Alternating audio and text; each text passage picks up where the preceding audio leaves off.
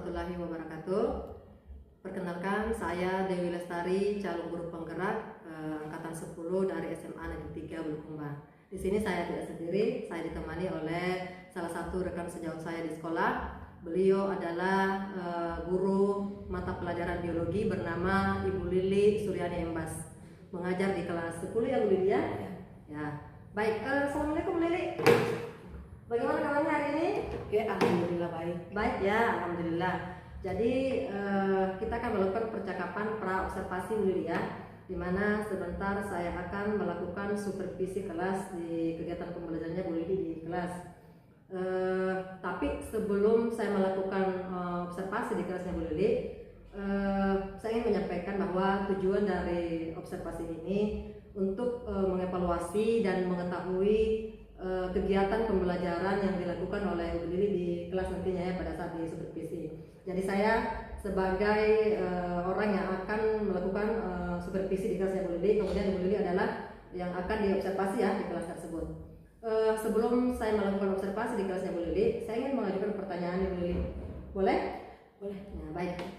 Yang pertama, kira-kira apa sih tujuan pembelajaran yang akan Ibu Lili sampaikan di kelas nantinya? Kalau tujuan pembelajaran untuk materi yang akan diobservasi nanti itu adalah yang pertama itu peserta didik nantinya melalui pengamatan video mereka akan mampu menganalisis dampak pencemaran lingkungan bagi lingkungan sekitar. Kemudian yang kedua itu melalui percobaan sederhana mereka itu akan mengetahui pula dampak pencemaran air, terutama pencemaran air ya ke organisme hidup yang ada dalam air. Kemudian yang keempat itu melalui diskusi dan tanya jawab mereka akan mampu pula untuk mengkomunikasikan hasil percobaan sederhananya yang telah dilakukan. Seperti itu. Ada 3 tempat tadi, Tiga. Ada 3 ya. Baik, luar biasa ya tujuan pembelajarannya Bu Lili ini. Kemudian pertanyaan selanjutnya Bu Lili, kira-kira strategi apa, kemudian model pembelajarannya apa, dan media yang digunakan apa untuk mencapai tujuan pembelajaran ini ke depannya, dalam kegiatan pembelajarannya nanti Bu Lili? Kalau strategi saya menggunakan lebih ke strategi kooperatif, kemudian berbasis masalah karena ini kan lingkungan. Kemudian kalau modelnya itu saya menggunakan PBL. Kemudian untuk metodenya itu yang pertama adalah pengamatan video dan menganalisa, kemudian yang kedua adalah percobaan, dan kemudian diskusi tanya jawab dan presentasi. Seperti itu ya, dari strateginya ini nanti diskusi dan tanya jawab ya. Kemudian project basic learning juga diterapkan di kelasnya Bu Lili ya. Wah, luar biasa. Kemudian kira-kira pada saat saya melakukan supervisi di kelasnya Bu Lili, saya akan mengamati nih ceritanya Bu Lili ya. Ibu Lili inginnya saya fokusnya mengamati di bagian mana nih? Kalau fokus pengamatan mungkin baiknya di bagian inti Pembelajaran ya, terutama di bagian diskusi dan presentasinya. Wah, baik. Jadi ingin diamati fokusnya ini di bagian inti pembelajarannya Bu Lili ya. Kemudian kapan nih kira-kira saya bisa melakukan observasi di kelasnya Bu Lili? Ya, kalau untuk observasi mungkin besok bisa karena ada jadwalnya. Besok ya, di kelas berapa itu? Kelas 10-1. Kemudian jam berapa? Jam sekitar jam ketiga keempat 9.15 ya besok ya. Ya baik, insya Allah. Jadi besok saya akan melakukan supervisi kelas di kelasnya Bu Lili ya. Baik, untuk kegiatan pra observasi mungkin saya rasa cukup percakapan kita hari ini Bu Lili ya. Terima kasih atas waktunya. Saya ucapkan assalamualaikum warahmatullahi wabarakatuh. Waalaikumsalam.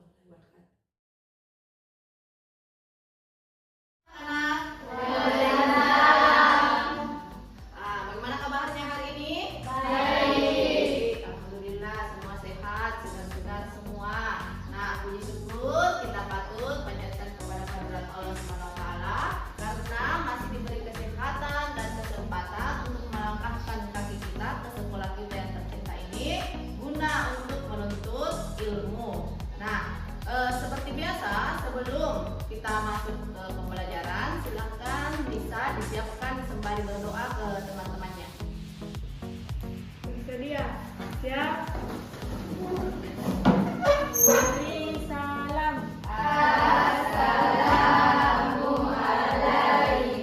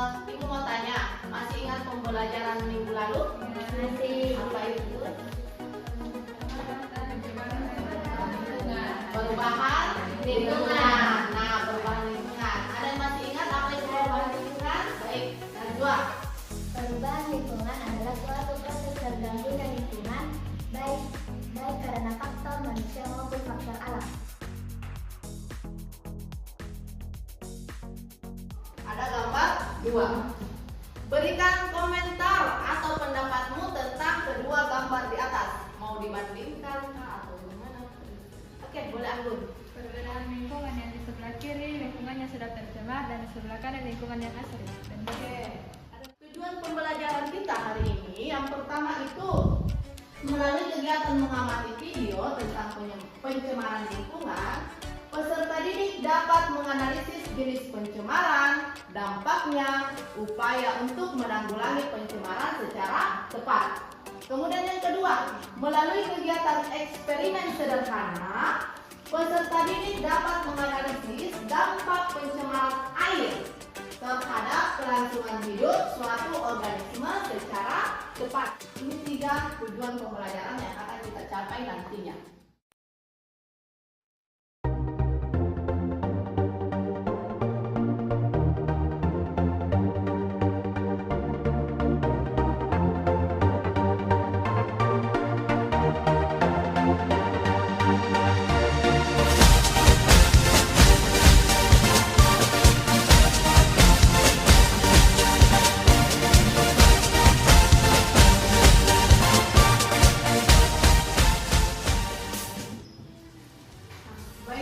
Setelah mengamati video ditayangkan sebelumnya, nah nanti di LKPD itu akan ada beberapa pertanyaan terkait video yang saya tayangkan sebelumnya.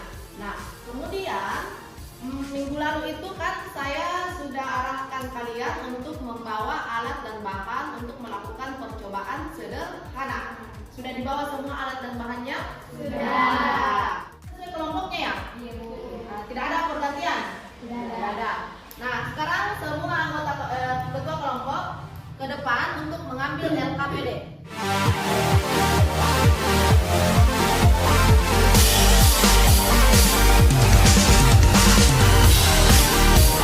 Percobaan sederhana atau eksperimen sederhana berjudul pencemaran air terhadap kelangsungan hidup suatu organisme. Nah, tujuannya mengetahui bagaimana pengaruh pencemaran air terhadap kehidupan ikan. Nah, untuk alat dan bahannya itu ada air, kemudian ikan, kemudian deterjen. Dan untuk alat-alatnya itu ada wadah bening. Diberi perlakuan 0 menit pertama itu diamati bagaimana pergerakannya. Kemudian ditunggu 5 menit kemudian bagaimana pergerakannya. Baik di ikan di wadah A, B, dan C.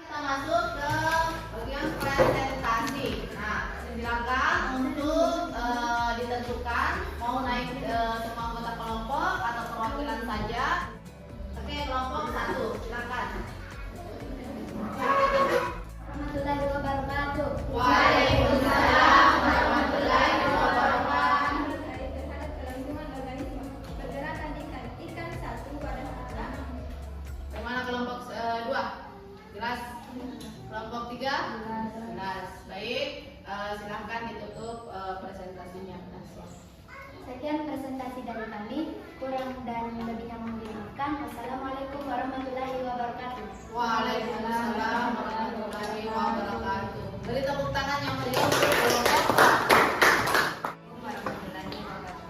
Waalaikumsalam warahmatullahi wabarakatuh. Kegiatan 1. 1. Bandingkan keadaan kedua gambar di atas. Perbandingan kedua gambar di atas. Ada pertanyaan untuk kelompok 2. Kemungkinan lancar.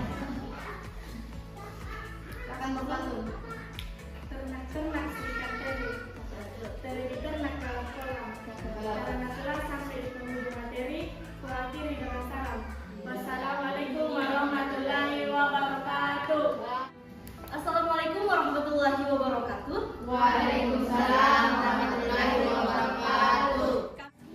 Perbedaan yang pada gambar pertama, perbedaan yang mencolok pada kedua gambar tersebut adalah lingkungannya. Pada gambar sebelah kiri, lingkungan airnya dipenuhi banyak sampah Dan dapat menyebabkan terjadinya pencemaran. Setelah dari hasil dari diskusi kami membuka sesi tanya jawab. Silakan yang mau bertanya.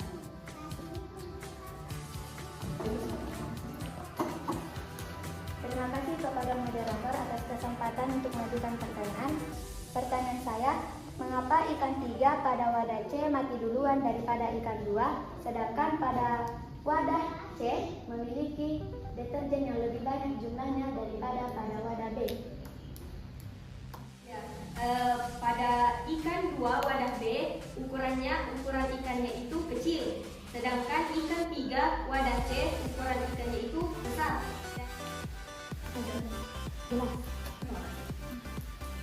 Apa masih ada pertanyaan? Silakan kalau masih ada pertanyaan. Sekian, wassalamualaikum warahmatullahi wabarakatuh. Waalaikumsalam warahmatullahi wabarakatuh. Beri tepuk tangan untuk kelompok 3. Oke. Kita sampai di kesimpulan. Silakan untuk masing-masing kelompok menarik kesimpulan dari kegiatan kita hari ini. Silakan. Kesimpulan untuk keseluruhan pembelajaran. Oke, bisa. Assalamualaikum warahmatullahi wabarakatuh. Waalaikumsalam warahmatullahi wabarakatuh. Baik, saya akan membacakan kesimpulan pada hari ini. Pencemaran lingkungan hidup adalah masuknya atau dimasukkannya makhluk hidup, zat, energi, dan atau komponen lain ke dalam lingkungan hidup atau kegiatan manusia sehingga kualitasnya turun sampai ke tingkat tertentu yang menyebabkan lingkungan hidup tidak dapat berfungsi sesuai dengan peruntukannya. Mungkin itu saja yang dapat saya sampaikan. Wabillahi taufiq wal hidayah. Wassalamualaikum warahmatullahi wabarakatuh. Waalaikumsalam warahmatullahi wabarakatuh.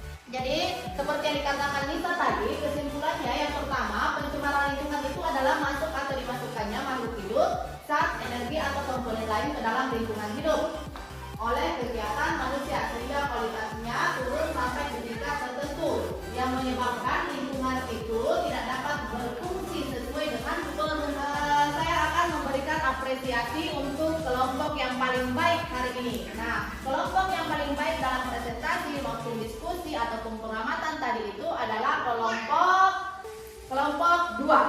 Oke, beri tepuk tangan untuk kelompok 2.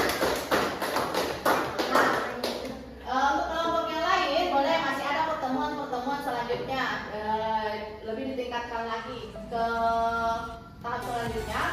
Saya akan memberi evaluasi dulu, evaluasi tentang pembelajaran sebelumnya. Nah, saya akan memberikan pertanyaan, kalian angkat tangan, saya persilakan baru dijawab. Nah, pertanyaan pertama.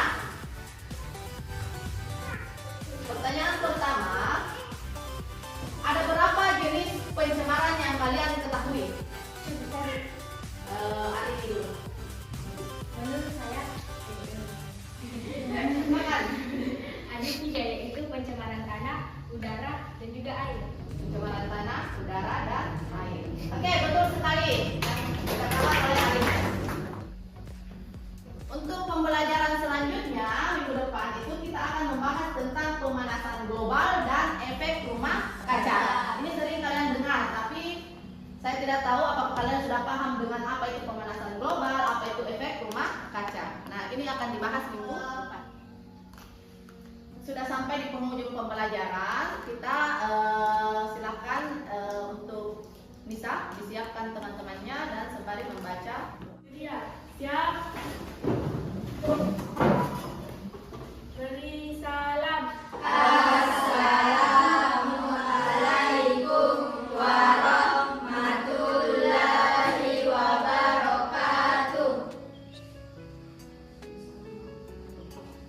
kembali. Marilah kita membaca doa sebelum pulang. Doa dimulai.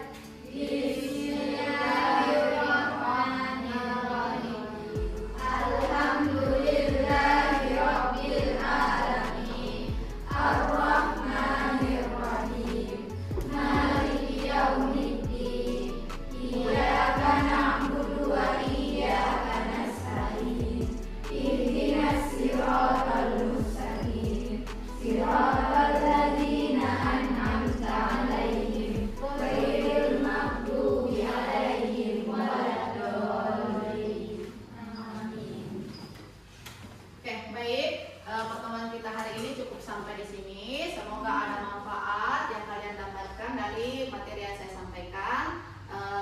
Kemudian semoga kalian bisa mengaplikasikannya ke dalam kehidupan kalian sehari-hari. Lebih dan kurangnya Ibu mohon dimaafkan. Saya ucapkan Assalamualaikum warahmatullahi wabarakatuh. Waalaikumsalam warahmatullahi wabarakatuh.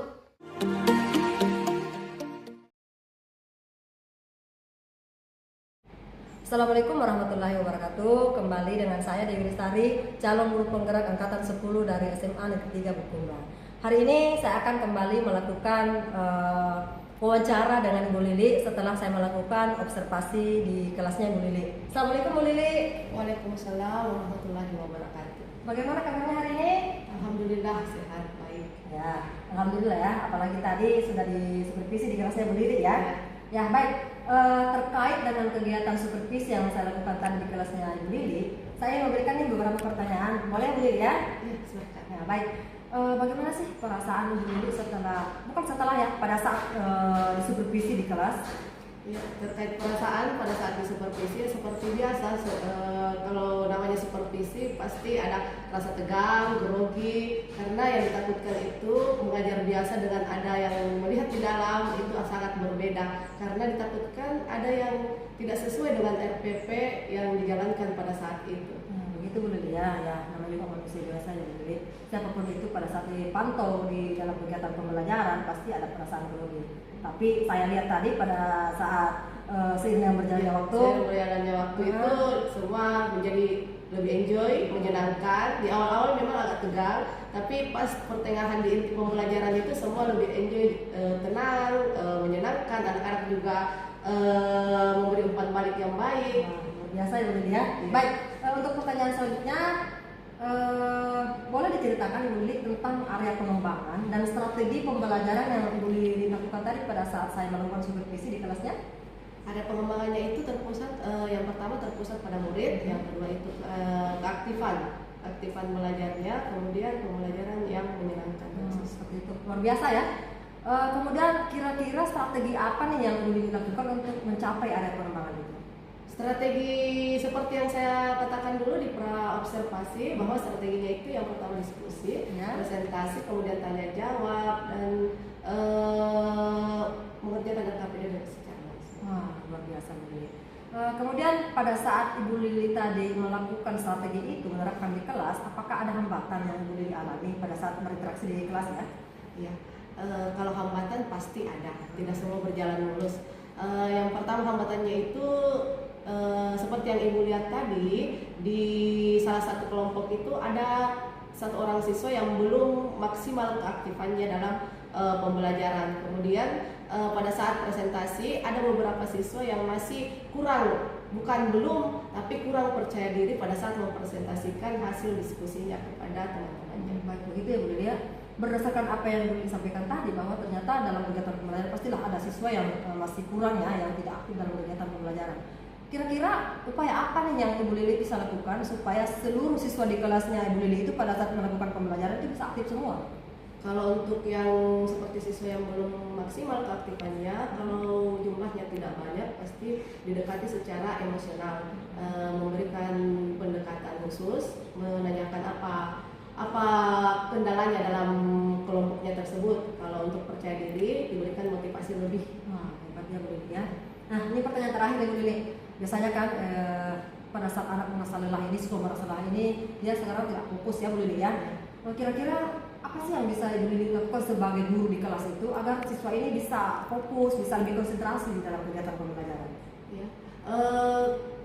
Jika dikatakan siswa lelah itu pasti, karena terutama jam-jam rawan, yang jam-jam terakhir itu mereka sangat lelah.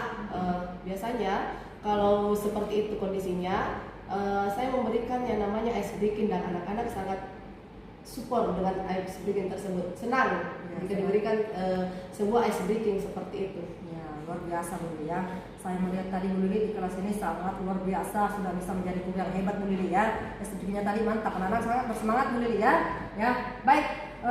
Saya rasa untuk supervisi kita hari ini dan wawancaranya sudah cukup. Terima kasih atas waktunya Bu Lili. Saya akhiri. Wassalamualaikum warahmatullahi wabarakatuh. Waalaikumsalam.